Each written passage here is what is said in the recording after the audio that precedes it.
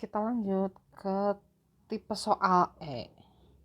Di sini ada reaksi, perhatikan reaksi kimia berikut ini. Ini adalah reaksi pembakaran senyawa hidrokarbon. Atau ini biasanya reaksi yang digunakan untuk mengidentifikasi adanya karbon dan hidrogen dalam satu senyawa. Kalau reaksinya menghasilkan karbon dioksida dan uap air, berarti sampel kita mengandung atom karbon dan hidrogen. Jadi ini betul ya, mengidentifikasi adanya atom karbon dan hidrogen. Ini adalah merupakan reaksi pembakaran sempurna. Betul. Perbandingan koefisien dalam reaksi merupakan perbandingan volume dan mol. Betul juga ya. Sesuai dengan hukum dasar kimia, Avogadro-Gay-Lussac. Nomor 2, perhatikan struktur senyawa hidrokarbon berikut ini. Di bagian rantai utamanya hanya 4 ya. Nah, itu ada C2H5, saya buka dulu ya ke atas supaya kita nggak salah menentukan rantai utama. Jadi seperti ini. Yang ditanya nama yang tepat untuk senyawa ini. Kita cari dulu rantai karbon terpanjangnya.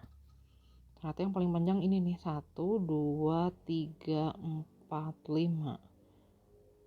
Di sini ada cabangnya metil, metilnya ada di nomor 2 dan nomor 3. Jadi namanya 2,3 dimetil. Rantai utamanya 5 pentana.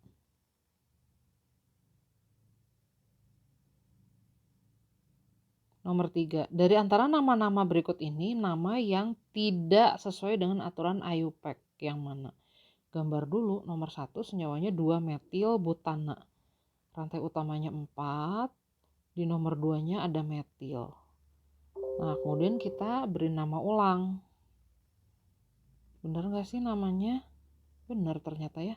Karena kalau kita pilih rantai utamanya begini, cabangnya metil, metilnya ada di nomor 2. Jadi penamaan ini betul. Nomor 2, 2 etil pentana. Kita gambar aja dulu, rantai utamanya 5. Di nomor 2-nya ada etil seperti ini.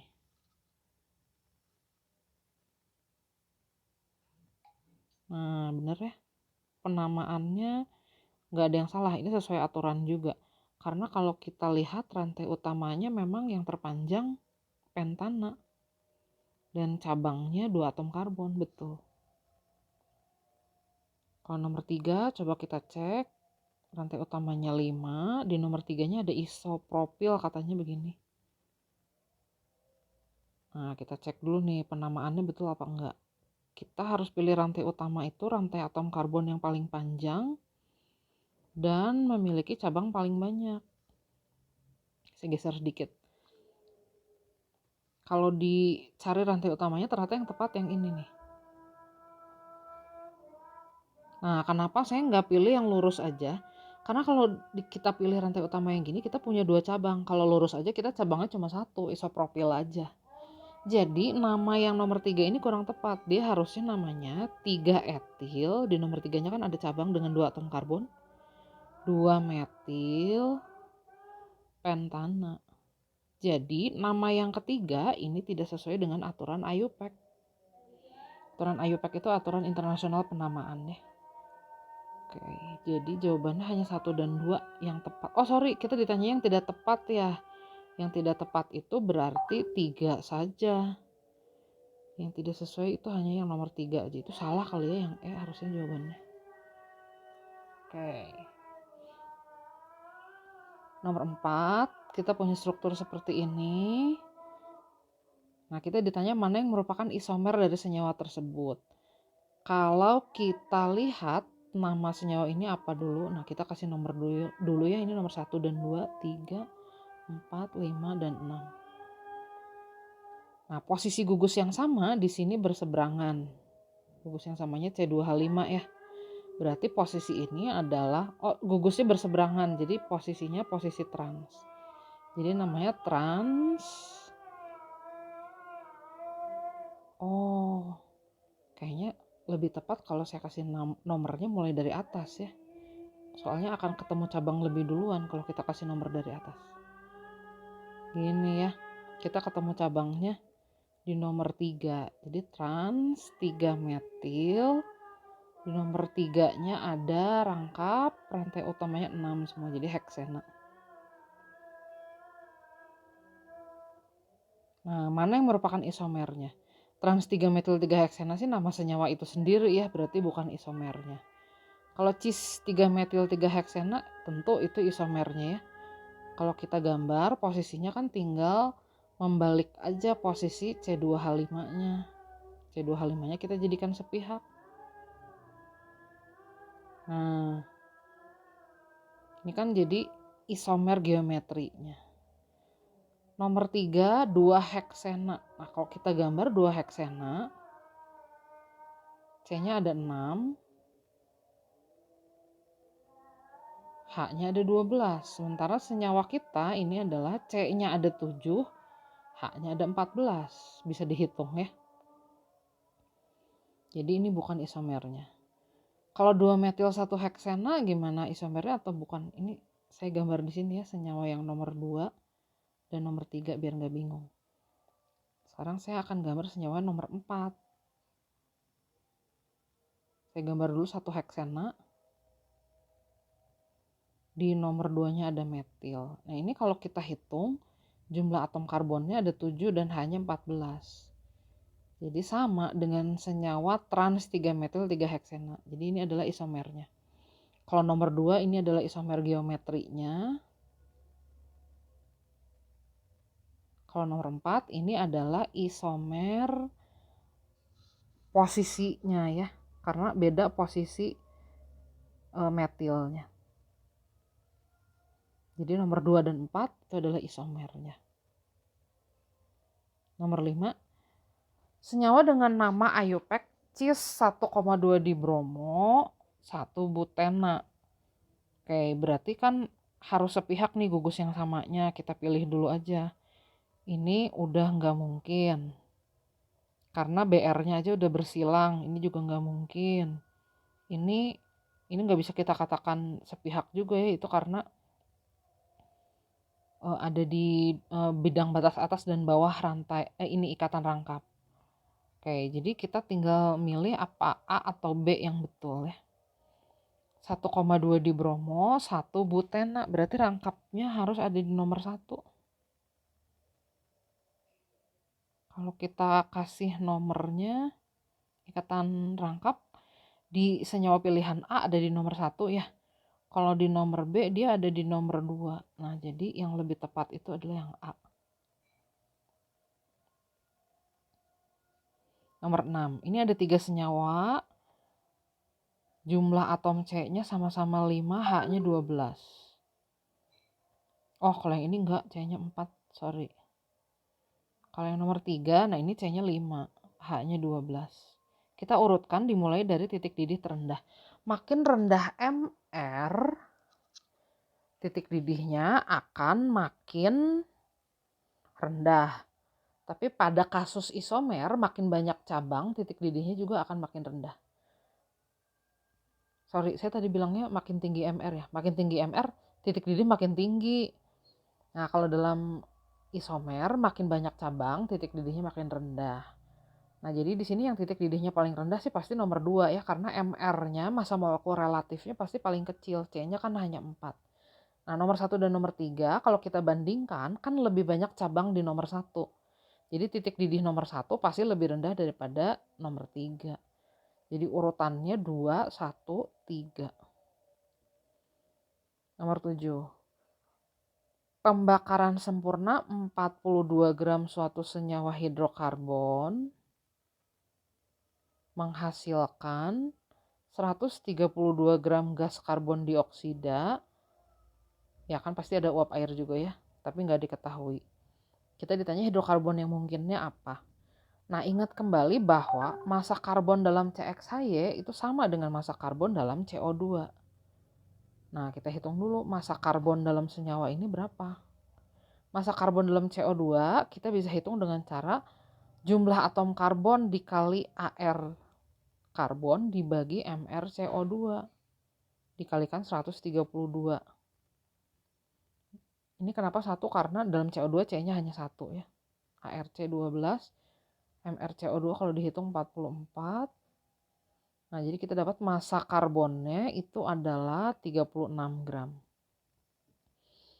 Sekarang kita lihat perbandingan X dan Y di sini.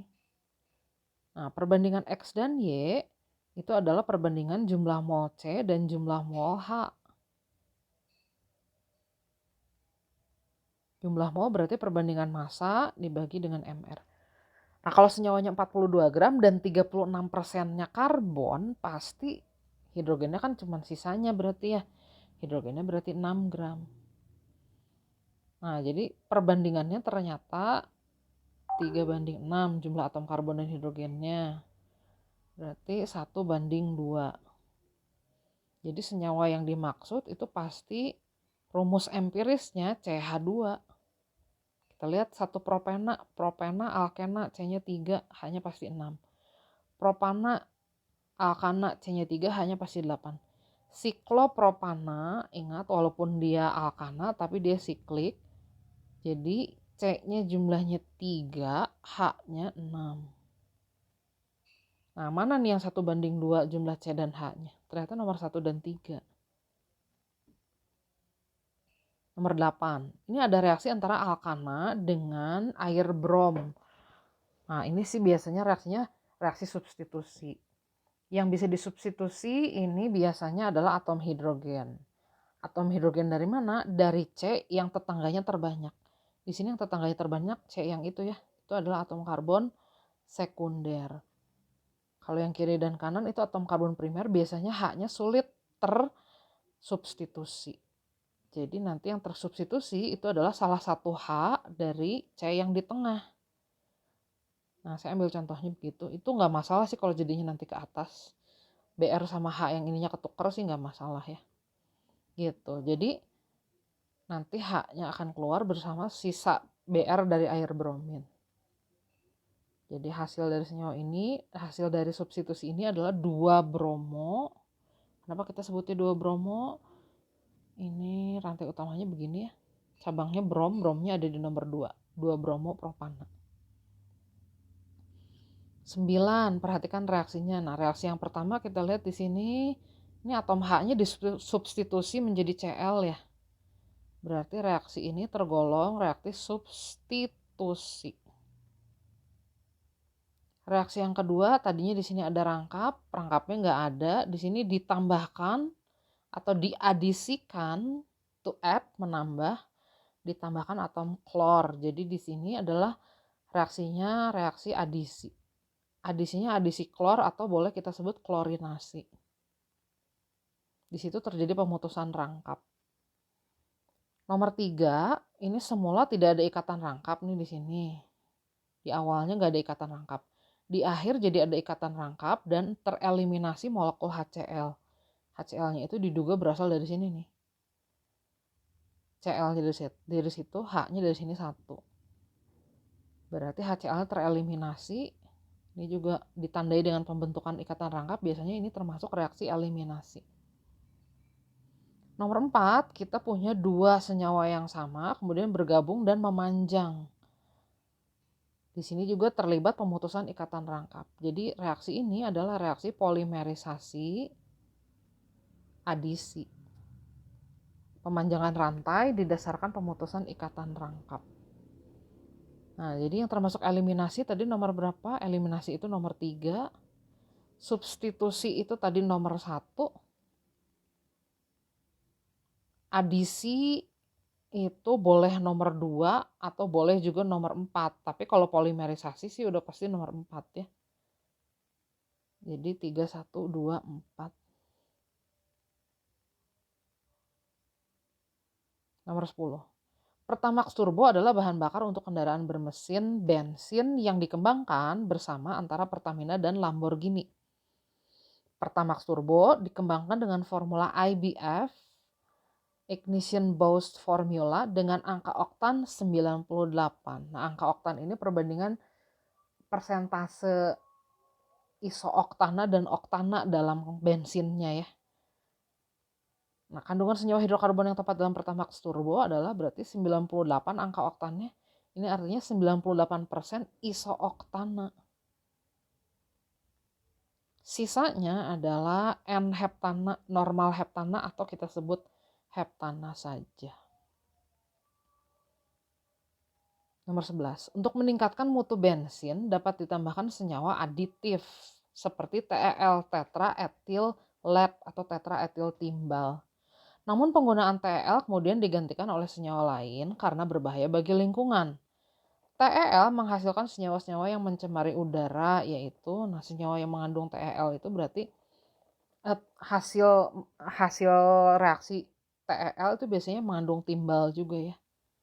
Nah, yang mengandung timbal ada 2 di situ. Yang nomor 3 nggak ada timbalnya, jadi itu bukan hasil dari penggunaan TEL.